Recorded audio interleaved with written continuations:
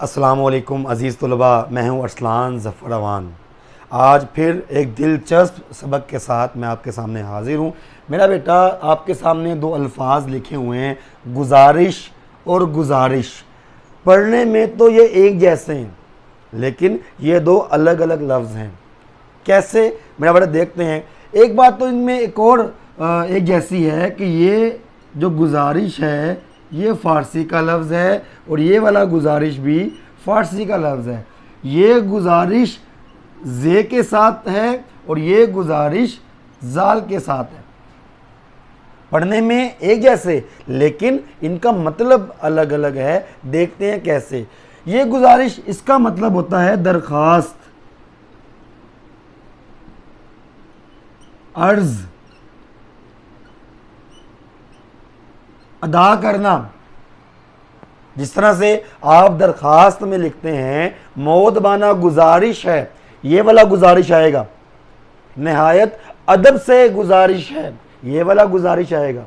क्योंकि आप अर्ज कर रहे हैं, दरख्वास्त कर रहे हैं, मेरी गुजारिश ये है कि, ये वाला गुजारिश आएगा। ये गुजारिश अदा करने के मफहूम में आता है।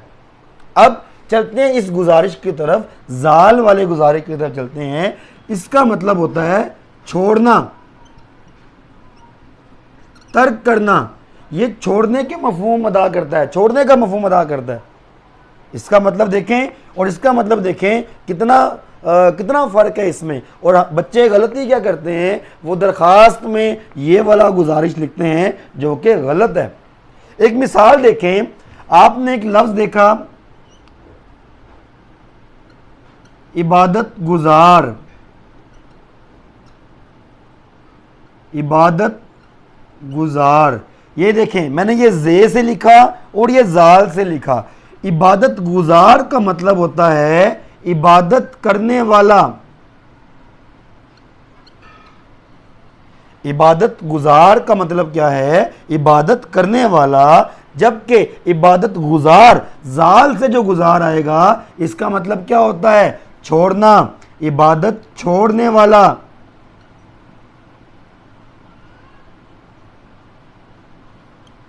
तो देखें बेटा, जे और जाल के फ़र्क से कितना मतलब तब्दील हो जाता है। इसलिए कोशिश कीजिए कि जब कभी दरख्वास्त लिखें तो ये गुजारिश का लफ्ज़ इस्तेमाल करें, और जब छोड़ने के मानों में कुछ लिखना होगा फिर ये वाला गुजारिश आएगा। उम्मीद करता हूँ ये सबक आपके लिए मुफीद साबित होगा। अगर पसंद आए दोस्तों के साथ शेयर भी कीजिए। दुआओं में याद रखिएगा, अपना ख्याल रखिएगा। अस्सलामु अलैकुम।